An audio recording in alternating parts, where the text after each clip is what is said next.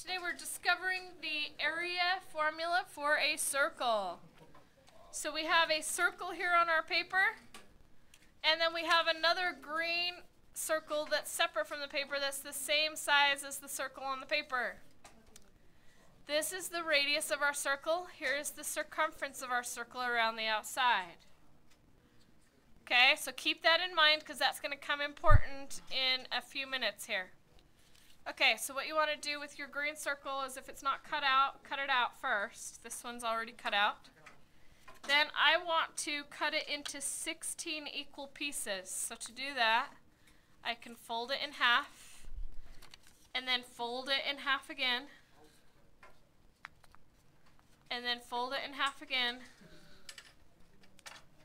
and then fold it maybe in one more time in half, if you can. So that you have it folded. How many times was that? 4 times? I think that was 4 folds. And then if you open the whole thing up after your 4 folds, you have these little teeny slices of pizza-shaped things that are called sectors. Okay? So then, what I want you to do is cut those little sectors into separate pieces. So here's one that I already did that with. So this circle's been cut into its little teeny sectors. And now we're going to glue those sectors down. Every single one of them. And you glue them every other one. So that you have one that's got the wide part at the bottom. And then you do one so it has the wide part at the top, and they just fit right next to each other like this. Oh, something to notice before we get these all glued down. Notice how one sector, the side of it, is the length of the radius, right? That's going to be important.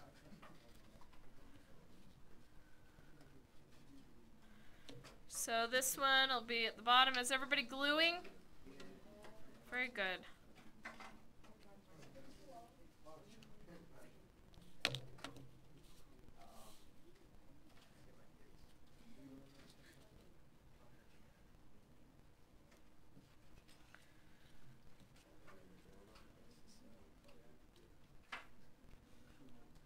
Gluing down our sectors.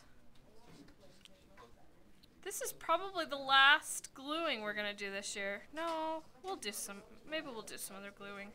We still have to do volume, so that's coming up in a future unit. Glue down our sectors. What kind of shape are we getting here as we're gluing these down? Anyone notice? What shape is this? Okay, I've kind of lost your attention, so I'm asking you a question in case you didn't hear me. What sort of shape am I getting here as I glue them this way? It's sort of, when I leave it at that point, it looks sort of like a trapezoid. When I put this next piece on, it's more like a parallelogram, right? What if I had cut these into smaller pieces, like into 32 instead of 16? And then I glued them down. Would it be more like a rectangle and less like a parallelogram? Do you think? Either way, what's the formula for the area of a rectangle? Base times height. What's the formula for the area of a parallelogram? Base times height. So it doesn't really matter if our shape is a parallelogram or a rectangle. We're still going to be dealing with the same formula here in a minute. Yeah, mine's kind of going crooked. See how it doesn't really matter?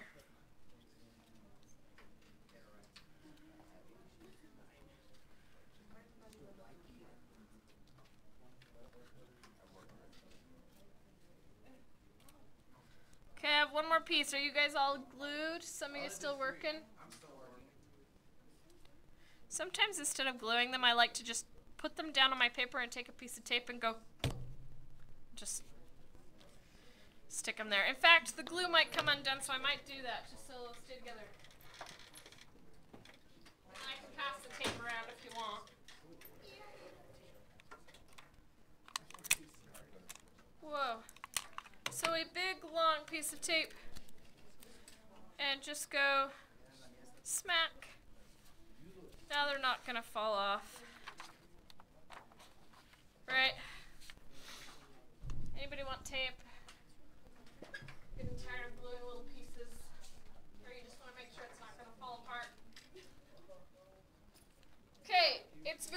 important that I have your undivided attention while we go through this discovery activity. So if you're still gluing, you might want to stop and listen. Or if you can glue while you listen, that would be great. Or if you're done, that's fabulous, and just listen and write along with me here, okay? So, first question, we're just going to go through these questions here. What is the formula for the area of a rectangle? And as we talked about, this is more like a parallelogram, so maybe we should write down parallelogram instead of rectangle. It's okay, because either way, what's the formula? Area equals base times height, correct? Okay, question 4. What part of the circle is the height of the rectangle? So here's the circle that I cut up into pieces and made it into a rectangle. What part of the circle that we labeled earlier is the height of the rectangle? Because remember, we need base and height. It's the radius. Good job. So what part of the circle is the height of the rectangle? It is the radius. So the height of our rectangle here, or parallelogram, whatever you want to call it, is just a radius of the circle, correct?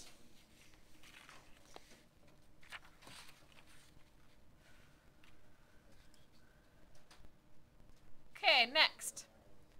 Which part of the circle is the base of the rectangle? So here's the base of our rectangle, and the base of our rectangle is made by all of these little curved pieces. And what did those little curved pieces come from? They came from the circumference. Is this the entire circumference along the bottom? Why is it only half of the circumference? Because the other half is up here. So half of the circumference is up here, and the other half of the circumference is down there, because we went every other one, right? We put them every other direction, so we got half of the circumference. So what part of the circle is the base of the rectangle? It is half of the circumference.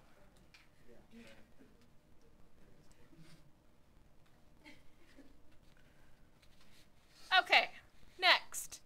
What is the formula for the circumference of a circle? This is what we just barely used on your last homework. What was it?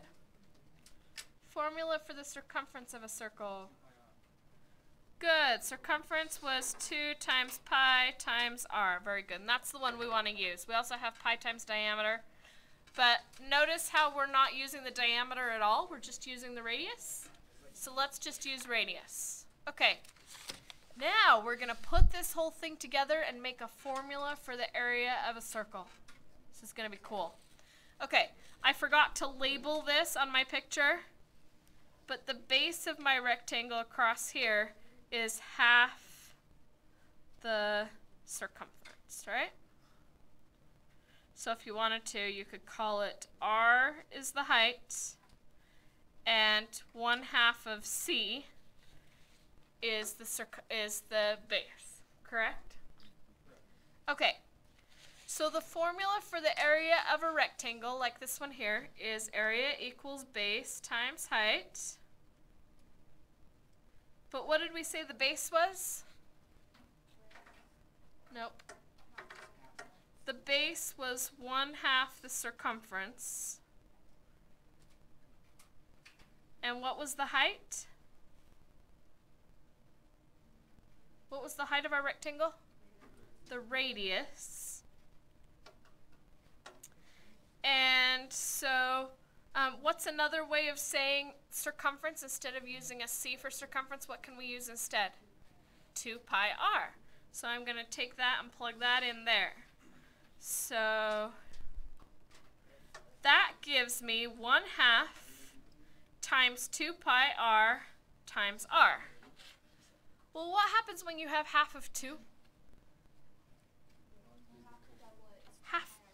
Half of 2 is just 1, so that's 1, and I don't even need to write it.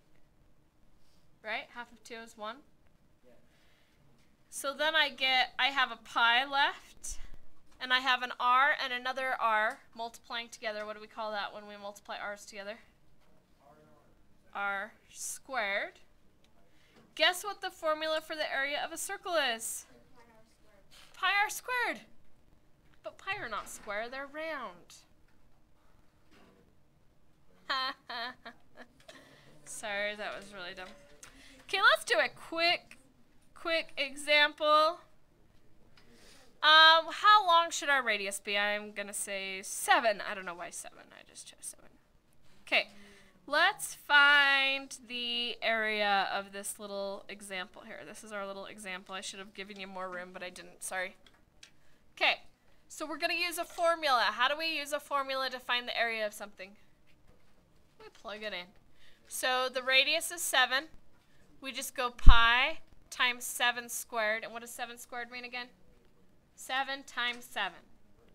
So what would the answer be? 49. Don't forget the pi on the side. So is that one way to write my answer? Yes, very good. What's another way to write the answer if I don't leave the pi on the side? Multiply it. So everybody use your calculator and go 49 times pi and then hold up your calculator so I can see your answer. Like hold it toward me so I can see your answer on the calculator. Good. Good. I can't quite see your answer, but you can put it down when I've seen it. Okay, good. Good. I just want everybody to do the problem, and that's why. Wait, is it dead? Not good.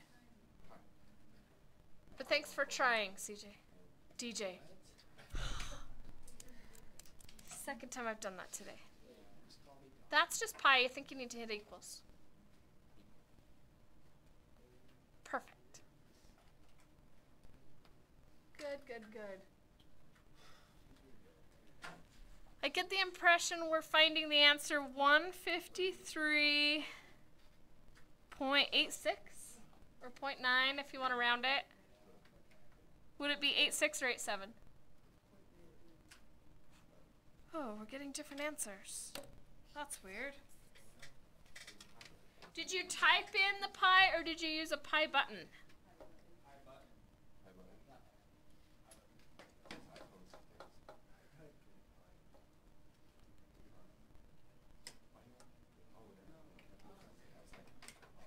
Okay, so here's our calculator. I don't know what that number is.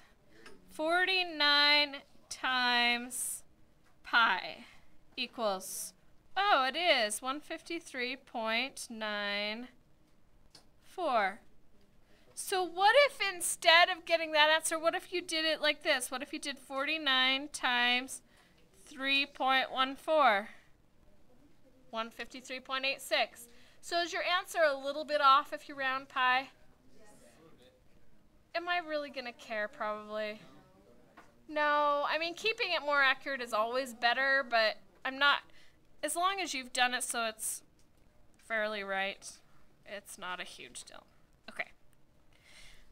Do you guys understand how to use the formula then to find an area in terms of pi and to the nearest hundredth? That's what we just did. Okay. Whew. We still have some stuff I want to get done, so let's just take a minute to stand up and stretch. Yep.